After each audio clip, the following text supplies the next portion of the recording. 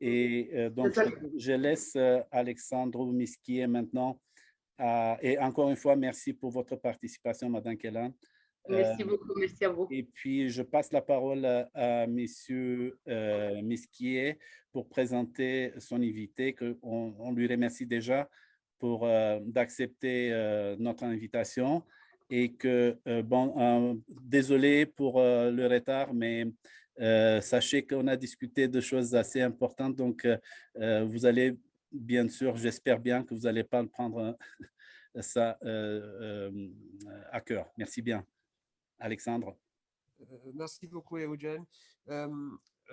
Pentru doamna Chelan, aș ruga-o dacă poate să se conecteze la chat și să răspundă la întrebări, fiindcă nu mai avem timp să răspundem în live la întrebări acum și cu scuzele de rigoare participanților. Deci dacă puteți, vă rog să vă conectați și să răspundeți la fiecare întrebare în parte, nu sunt multe, sunt vreo 5 întrebări și dacă la final o să ne trimiteți slide-urile, ar fi perfect, fiindcă mulți dintre noi suntem interesați să aprofundăm. Avec grand plaisir, j'ai le plaisir d'entendre Monsieur Axel Rotlisberger. J'espère que je prononce bien votre nom, je m'excuse. Parfaitement, docteur, parfaitement. Vous êtes le responsable régional AXA, vous allez nous présenter des moyens de défiscalisation. On vous remercie infiniment de votre participation et vous avez la parole. Désolé pour le retard, merci. Je vous en prie. Par contre, merci pour votre accueil tout d'abord. J'ai une petite question. Comment je fais pour partager ma présentation? Parce qu'apparemment, on me met que je ne peux pas partager. C'est monsieur Eugène. Oui. Ben, je vais vous passer, attendez, messieurs, je vais vous passer en tant que... Attendez, hop.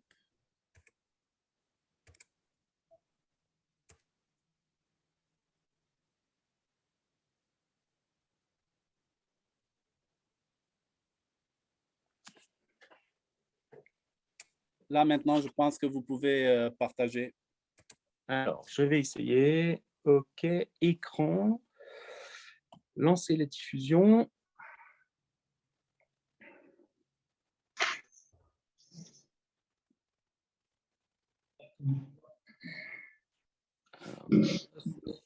Est-ce que vous voyez mon écran? Oui, tout est bon. Oui, c'est bon. Voilà. Donc, je vais essayer d'être très concis. Merci beaucoup pour votre accueil. Et puis, j'écoutais effectivement la dame juste avant moi et vous allez voir que ça va faire écho par rapport à ce qu'on va aborder maintenant. Donc, de manière très simple, je vais tout d'abord donc me présenter. Moi, ça fait 17 ans que je suis chez AXA. Chez AXA, on est spécialisé, bien entendu, dans les assurances. Et donc, comme vous le voyez sur cette présentation, on est présent dans 62 pays. On a 105 millions de clients. Et AXA, on peut dire qu'aujourd'hui, c'est un des leaders mondiaux de l'assurance, de la protection et du patrimoine. Alors, AXA, on est également numéro 1 chez l'assurance des professionnels. Alors, quand on dit professionnels, ça peut être bien entendu les chefs d'entreprise, les professions libérales, mais ça peut être aussi des salariés, des hospitaliers. Alors moi, je ne vous connais pas, je ne sais pas quel public précisément j'ai à mon écoute, mais voilà, nos clients représentent des professionnels et bien entendu des particuliers. Alors, rapidement, je vous présente nos domaines d'intervention. Donc, nos domaines d'intervention, comme vous le voyez, il y a la partie protection, où là, c'est très important de se protéger par rapport aux accidents de la vie, par rapport à l'arrêt de travail, à la maladie, aux obsèques, à l'assurance emprunteur lorsqu'on fait un crédit immobilier, par exemple. Le deuxième domaine d'intervention, c'est tout ce qui est la constitution d'épargne. Voilà, AXA, on est un champion dans ce qu'on appelle l'assurance vie, mais je vais y revenir un petit peu plus tard. Bien entendu, c'est toute la partie retraite, parce que en France, malheureusement, quand on est en activité, on a le revenu de son activité qui peut être assez sympathique. Et puis, quand on est en retraite, on s'aperçoit qu'il y a un gros déficit à ce niveau-là. Bien entendu, un des supports essentiels dans mon métier, c'est l'assurance vie. Et puis également la partie bancaire, mais là, je dirais, ce n'est pas la partie bancaire. On ne se revendique pas comme une banque institutionnelle, comme par exemple la BNP, le Crédit Agricole ou d'autres banques. Si vous voulez, l'idée, c'est d'avoir une banque au service de nos solutions d'assurance. Voilà, c'était ça l'idée à la base d'AXA. Donc, concrètement, si je pose le décor de ma façon de travailler, moi, si vous voulez, quand je rencontre mes clients, mes prospects, d'abord, j'interviens donc sur tous ces domaines-là. Et puis, l'idée, c'est de faire une photo de la personne que j'ai en face de moi. C'est-à-dire que, eh bien, quand je rencontre un prospect, un client, je vais lui poser des questions, je vais être amené à le connaître. Quelle est sa situation de famille, quels sont ses revenus, quels sont ses projets, quelles sont ses aspirations.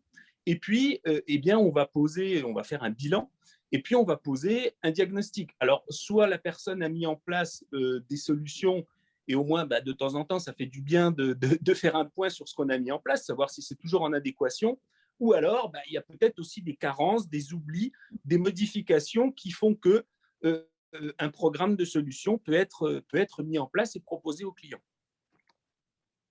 Alors, par rapport on va en quelque sorte survoler, parce que vous l'avez compris, l'idée par la suite, c'est peut-être d'approfondir en individuel, mais lorsque on s'est contacté avec le docteur Miski, moi j'ai l'habitude de rencontrer des professionnels de santé, etc. Et puis, c'est vrai que lorsqu'on fait les bilans, on s'aperçoit de certaines carences, voilà, de certaines choses où là, eh bien, on peut passer à travers. Et moi, ce que je veux par rapport à cet exposé d'aujourd'hui, c'est en quelque sorte évoquer une sorte de package, je dirais le package de la profession médicale ou paramédicale, les quelques éléments où il ne faut pas passer à côté. Voilà, parce qu'après, effectivement, vous l'avez compris, dans les assurances, dans le patrimonial, on a toutes sortes de choses à proposer, toutes sortes de domaines. Mais moi, ce que je vais évoquer avec vous, c'est les sujets principaux, essentiels, pour que tout se passe pour le mieux lorsqu'on est en France. Et là, je suis très content de ce que la dame avant moi a évoqué, parce que vous allez voir que ça va faire écho avec ce que la dame juste avant a dit, par rapport à la défiscalisation, par rapport à la protection, par rapport à la transmission, etc., etc. Donc, le premier sujet très, très important, et là, ne m'en veuillez pas, je ne vais pas approfondir le sujet, mais c'est simplement pour vous faire une photographie du fonctionnement en France des différents régimes, c'est la protection. Autrement dit, qu'est-ce qui se passe si demain je suis en arrêt de travail, si demain je suis en invalidité, ou pire, si demain je décède? Qu'est-ce qui se passe pour moi, et surtout qu'est-ce qui se passe pour ma famille, parce que mon conjoint, mes enfants, etc., etc. Alors, petite parenthèse, et puis on y reviendra tout au long. En France, vous avez des possibilités de défiscaliser au niveau de la protection et au niveau de la retraite. Voilà, c'est-à-dire qu'il y a, en fonction de son statut, si on est une profession libérale, si on est un salarié, il y a des possibilités de payer moins d'impôts tout en se protégeant ou tout en mettant de l'argent de côté pour sa retraite. J'espère que je suis encore connecté, parce que j'ai entendu comme si j'étais déconnecté. Oui, très bien, merci. Alors, les garanties des contrats de protection de prévoyance, ça vous parle certainement. Bien entendu, vous ne m'avez pas attendu pour évoquer ces sujets-là. Bien entendu, il y a la problématique de l'arrêt de travail, de l'invalidité et ce que j'ai dit à l'instant du décès. Simplement, un zoom très rapide. Trois régimes en France concernant vos professions, messieurs, dames. Vous avez bien entendu la CARMF, exercice profession libérale, où là, depuis 2019, il y a eu des améliorations, parce que jusqu'à maintenant, jusqu'au 3e mois, vous n'aviez aucune indemnité. Et là, comme on peut le voir, l'État a mis en place une indemnité minimum dès le 4e jour pour venir compenser l'arrêt de travail. Et ça, bien entendu, jusqu'au 3e mois. Et puis après, une indemnité qui s'étend jusqu'au 1095e jour, Cela étant, nous sommes sur des minimums. Et si je regarde ce graphique d'un petit peu plus près, entre vos revenus d'activité, éventuellement vos frais professionnels. Quand on dit frais professionnels, c'est peut-être l'allocation de votre local, ça peut être l'achat de matériel pour exercer votre profession. Donc, on s'aperçoit qu'il y a vraiment un delta. Et nous, en tant qu'assureurs, notre rôle, c'est d'évoquer ce delta et de dire, qu'est-ce qu'il faut mettre en place pour combler le déficit, pour retrouver au maximum la rémunération du praticien.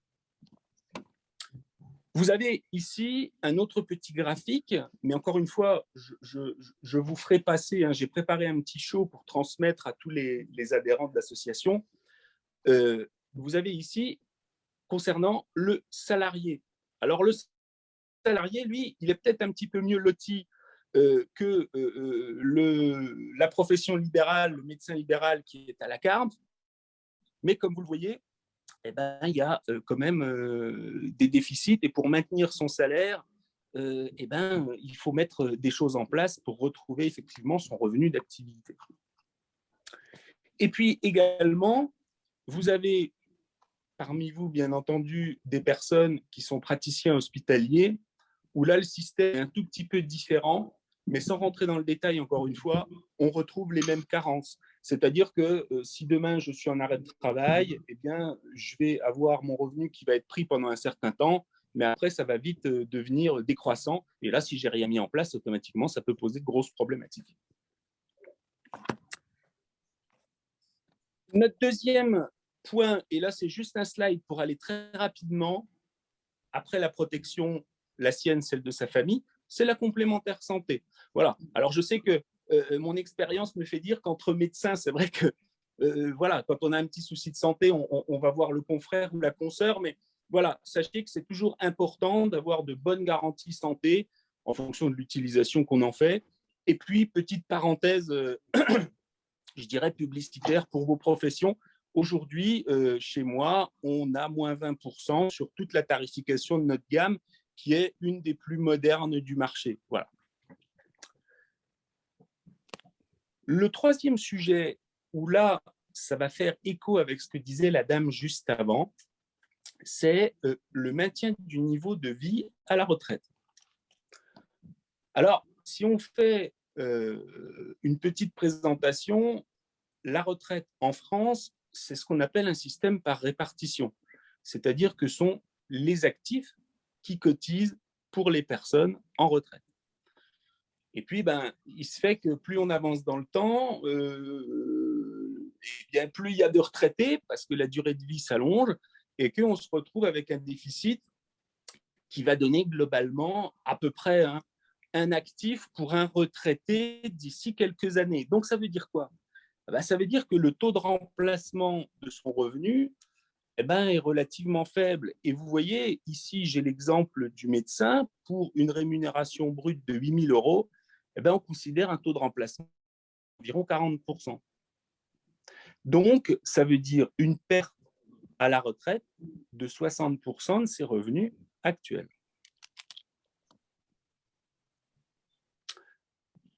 Alors, pour pallier à cette perte, il existe bien entendu des solutions. Et une des solutions phares qui a été modernisée dans la loi Pacte en 2019, c'est donc le plan d'épargne retraite. Le plan d'épargne retraite, qu'est-ce que c'est ?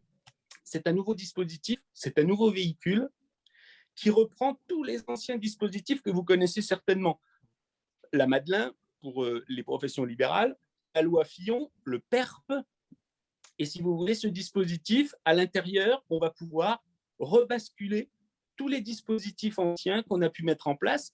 Pourquoi c'est intéressant ? Parce que le PER, lui, a des possibilités beaucoup plus avantageuses à la sortie. Voilà.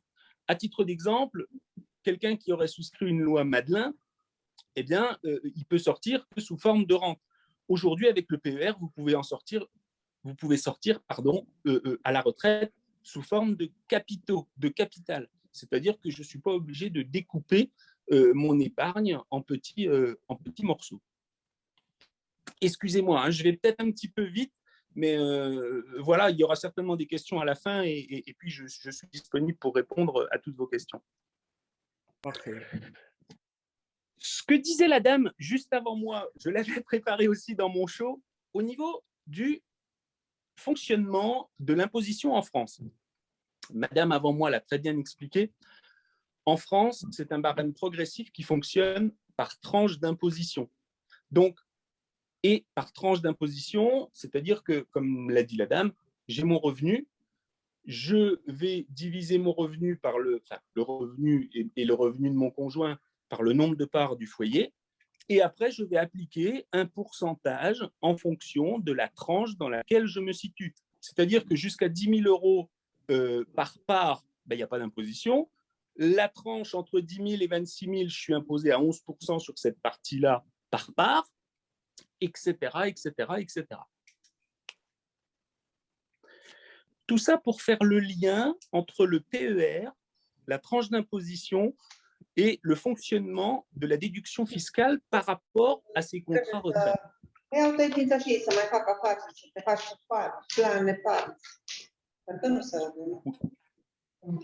Désolé, Madame Kelorescu, s'il vous plaît, coupez le microphone. Désolé, messieurs. Je vous en prie. Donc, par rapport au plan d'épargne retraite, je vous ai fait un petit exemple très basique et très simple pour que vous compreniez bien. J'ai un client qui est médecin généraliste et son épouse qui est dentiste. Ils sont donc mariés, donc ils font une imposition commune. Ils n'ont pas d'enfants. Alors, je leur ai mis pas d'enfants pour ne pas avoir de calcul de part un petit peu trop compliqué. Et ils gagnent respectivement 100 000 euros et 120 000 euros par an. Ils ont aujourd'hui tous les deux 45 ans et leur idée, c'est de partir à la retraite à 65 ans. Donc, ça veut dire qu'ils ont 20 ans devant eux avant la retraite. Leur imposition est la suivante. Donc, ils déclarent 100 000 plus 120 000, 220 000 euros, et ils ont deux parts, monsieur et madame, soit 110 000 euros par part. Ils sont donc dans la tranche à 41%. Je repars en arrière, vous voyez, ici, on est bien 110 000 par part, donc ils sont dans la tranche à 41%. Et ils payent donc 41% d'impôts pour chacun 50 000 euros. Parce que si je fais ici 160 000, c'est le plafond de ma tranche, moins les 110 000 par part, ça fait bien 50 000 chacun qui sont imposés à 41%. Donc, ils vont payer 41% chacun de 50 000 euros. Pour la tranche à 41, hein, ils payent également les tranches avant, hein, on est bien d'accord. Leur disponible annuel de déductibilité retraite, parce que chaque contribuable, le professionnel a plusieurs enveloppes, le particulier, lui, a une enveloppe, on peut déduire jusqu'à 10% du revenu imposable. Donc, ça veut dire que monsieur a une enveloppe de 10 000 euros par an et madame a une enveloppe de 12 000. Qu'est-ce que ça veut dire? Ça veut dire que je peux déduire de mon revenu imposable jusqu'à 10 000 pour monsieur, 12 000 euros pour madame par rapport à un contrat retraite. Donc, l'idée est la suivante, c'est d'ouvrir deux contrats retraite en versant jusqu'au plafond pour monsieur et pour madame, donc 10 000 pour monsieur, 12 000 pour madame, et ça pendant 20 ans. Ça veut dire quoi? Ça veut dire qu'en économie réelle d'impôt, chaque année, le couple aura donc 10 000 de versés plus 12 000 de versés, multiplié par la tranche à 41%, puisqu'on va déduire 22 000, mais la réduction réelle d'impôt, faut multiplier par la tranche d'imposition, ce qui fait une économie réelle d'impôt de 9 020 euros par an. Donc, concrètement, sur une durée de 20 ans jusqu'à la retraite, leur économie d'impôt pour ce couple sera au total de 180 000 euros. Et à côté de ça, ils auront constitué un capital d'environ 500 000 euros sur leur contrat retraite. En assurance vie, hors succession. Parce que les contrats retraite sont donc, c'est notre sujet suivant, dans la fiscalité de l'assurance vie, c'est-à-dire que dans mon contrat, je vais désigner un bénéficiaire qui fait que Si je viens à décéder, l'argent est versé à mon conjoint, à mes enfants, etc., sans que ça rentre dans ma succession et sans qu'il y ait d'imposition. Donc, voilà un exemple, pour faire un petit peu suite avec l'intervention de la dame juste avant moi, qui est une solution très, très, très, très intéressante. Alors, encore une fois, moi, je vous ai fait un exemple lambda pour imaginer mon propos.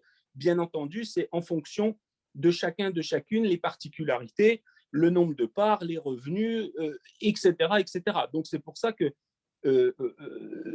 ça demande un diagnostic personnalisé. Voilà. Notre dernier sujet, voilà, j'espère que je ne vais pas trop vite, c'est donc la valorisation du patrimoine. Ici, je vous ai remis, vous devez connaître, en France, vous avez tous les produits bancaires. Les produits bancaires, ça va vous parler. Vous avez le livret A, vous avez le livret de développement durable, vous avez le plan d'épargne logement, le compte épargne logement, et vous voyez ici les rémunérations qui sont, c'est le moins qu'on puisse dire, pas terribles. Et vous avez en dessous les plafonds, voilà, ce qu'on peut verser sur ces livrets bancaires. En plus de ça, les livrets bancaires, en cas de décès, ils rentrent à 100% dans ma succession. C'est-à-dire qu'en France, lorsque je viens à décéder, mes biens immobiliers, mes produits bancaires, mes biens fonciers, mon patrimoine en général rentre dans ma succession et va, comme on dit chez nous, chez le notaire, et le notaire fait les comptes, savoir s'il y a des droits de succession ou pas. Alors en France, en 2020, il y a deux chouchous dans le patrimoine des Français, c'est l'immobilier et c'est l'assurance vie. Donc l'immobilier, certainement que vous connaissez, vous avez peut-être des biens locatifs, investis dans des biens locatifs, et puis l'assurance vie, donc, c'est des contrats de placement avec une fiscalité avantageuse, hors succession, avec la désignation de bénéficiaires et avec de l'argent qui échappe au notaire, qui échappe à la succession en cas de décès. Très rapidement, lorsque on décède en France, qu'est-ce qui se passe? On va regarder, je viens de le dire à l'instant, l'actif successoral. Dans l'actif, on va mettre les comptes bancaires, les valeurs mobilières, les parts sociales, les biens mobiliers, les immeubles, etc. Et puis, on va enlever les dettes de la personne qui est décédée. Mais tout ça, si vous voulez, c'est ce qu'on appelle l'actif successoral, et c'est là-dessus que le notaire va prélever les droits de succession. Voilà, c'était juste une petite piqûre de rappel. L'assurance vie, elle, pourquoi on est sur quelque chose de différent et de tout à fait complémentaire, c'est qu'on a une fiscalité favorable, on a une transmission préservée, comme je viens de vous le dire, parce qu'on choisit ses bénéficiaires. On a une souplesse, une disponibilité. Un contrat d'assurance vie, c'est absolument pas bloqué, c'est-à-dire que vous placez 100 000 € aujourd'hui, vous en avez besoin dans quelques temps, vous pouvez très bien reprendre de l'argent dessus. Et puis, l'assurance vie, si vous voulez, il faut le considérer comme un véhicule. Et à l'intérieur du véhicule, on va avoir différentes gestions au niveau de l'investissement. Voilà, c'est-à-dire qu'on va ventiler son argent dans différents tiroirs en fonction de son profil, en fonction de ses projets, en fonction de son appétence au risque également.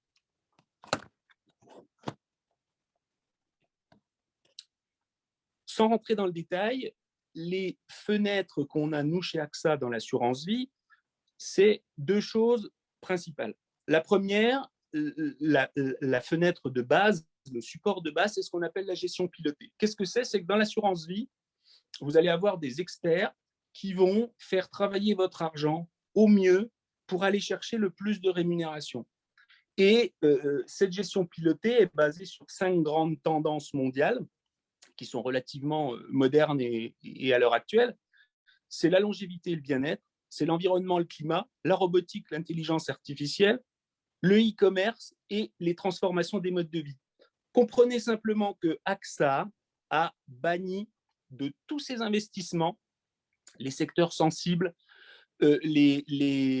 comment dirais-je, les industries du tabac, les industries du pétrole, etc.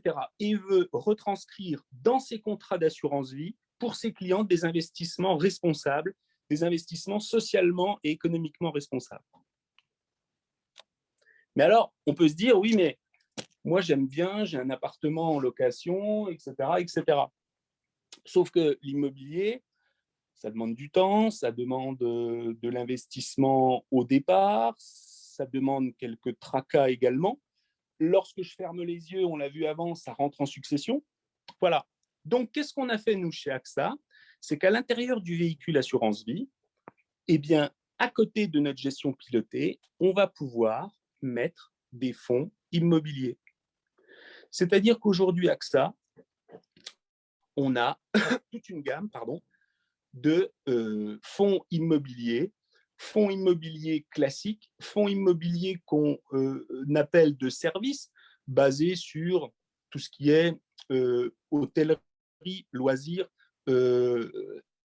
EHPAD, cliniques, etc., etc. Et tous ces fonds qu'on appelle des OPCI vont être mis à l'intérieur de votre contrat d'assurance vie. C'est-à-dire que vous allez pouvoir profiter des avantages de l'immobilier et en même temps profiter des avantages fiscaux de l'assurance vie, tant en termes de fiscalité imposition et tant en termes de succession. Voilà, messieurs, dames. Donc, écoutez, je m'excuse d'avance parce que c'est vrai que c'est très, très rapide.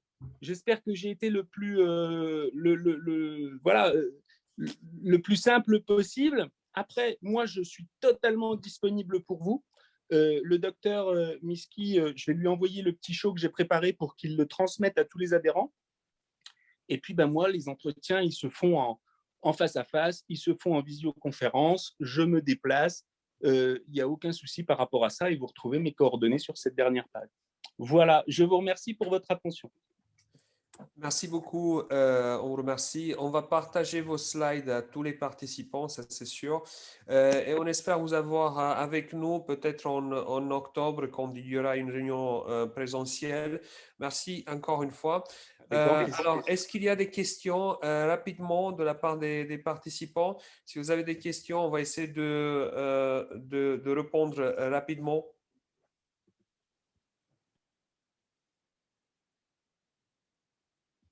Alors, il n'y a pas de questions apparemment ou pas pour l'instant. C'est vrai qu'il est un peu tard. Les membres vont avoir votre email. Ils peuvent vous envoyer. Sans aucun problème. Voilà. On vous remercie encore une fois pour votre temps et pour votre participation. Je donne la parole au docteur Eugène Ionescu. Merci à tous. Pour Merci. clôturer la session. Eugène, poți să închizi, te rog. Da, mulțumesc și noi și în românește. Deci cred că a fost o intervenție Eugène? care... C'était très intéressant. C'était très intéressant. Si, On remercie aussi Alexandre Eugène, parce qu'il il l'a nous entend invité. pas très bien, non? Si, moi je vous entends. Donc, Eugène, ne auzi? da, eu vă aud, nu știu, voi mă auziți? E o problemă de sunet. Eu figurez ca și online, microfonul meu merge. Te auzim foarte bine, Eugen. Ok, deci, Alex, mulțumesc. Calitatea intervențiilor, toate, cred că... Dis en français, s'il te plaît, pour qu'il comprenne aussi. Oui, donc, merci bien, Monsieur Axel. On a de repères très intéressants par rapport à ce que vous nous avez présenté ce jour et je pense qu'il va y avoir certainement de retours et de questions pour vous. Merci encore de la part de notre association. C'était une très bonne idée de vous avoir avec nous et j'espère bien aussi, comme évoqué par Alexandre, que vous allez pouvoir éventuellement répondre oui à notre invitation pour des manifestations futures. Avec grand plaisir. Merci pour votre accueil en tout cas. Et puis, n'hésitez pas à revenir vers moi. Je suis totalement disponible. Voilà. Merci beaucoup. Merci bien. Merci encore pour votre temps. Și pentru că suntem un pic în urmă cu timpul, suntem într-un weekend călduros și că vreți să beneficiați și voi de timpul vostru în sfârșit. Voi spune numai atât celor care au fost prezenți și sigur înregistrarea o vom difuza. Ar fi bine într-adevăr ca să putem da greutate asociației noastre, deci vă invit pe toți membrii și nemembrii sau membrii, că știți, conform statutului nostru există membrii cotizanți cu drepturi de vot și așa mai departe, ce decurg dintr-o asociație, și membrii aderenți, să zicem așa, simpatizanți. Sigur, noi am vrea ca ponderea cotizanților să devină mai mare, din rațiuni evidente. Am putea organiza mai multe lucruri, pentru că lucrurile nu se pot face într-o asociație sau de către o asociație ca să se poată exprima mai bine. Este nevoie, știți foarte bine, și de o anumită cotizație, de o contribuție bănească. Profit de acest moment să vă invit călduros, pentru că este momentul, nu știu ce temperatură aveți voi pe lângă noi, suntem 40. Așa, da, deci călduros, vă invităm la Lyon pe data de 8 octombrie pentru organizarea, pentru desfășurarea reuniunii noastre fizice de acest an. Precizez că deja un amfiteatru a fost rezervat, am avansat și cu sala festivă, care va fi într-o ambianță românească, bine testată de noi, cei care ne putem deplasa acolo, și garantăm de calitate și de bunele momente, deja anticipez, pe care le vom avea să le petrecem împreună acolo. Și în rest, cum spuneam, pentru a închide relativ la timp, eu vă urez și noi vă urăm toți cei din Medref o vară frumoasă, să beneficiați, să defulați cât puteți după acest an complicat, încă unul, și să ne revedem cu plăcere și manifestați-vă din timp. Voi reveni cu un anunț pe grup, pe site-ul Medref, etc., cu anunțarea evenimentului din 8 octombrie. Dacă aveți întrebări sau scurte remarci de încheiere. Nu cred că sunt. Mulțumim de prezență la toată lumea și vă urez la toți vacanță plăcută și o vară excepțională. Da, și să ne mai întâlnim, să ne mai vedem. Să ne mai vedem, bineînțeles. Bine, vă mulțumesc. Aveți grijă de voi. La revedere. Toate bune. La revedere. Bravo, 8 octombrie. Pa, pa. Vă așteptăm. Bravo, Eugen, mulțumim. Tot Medreful. Take care.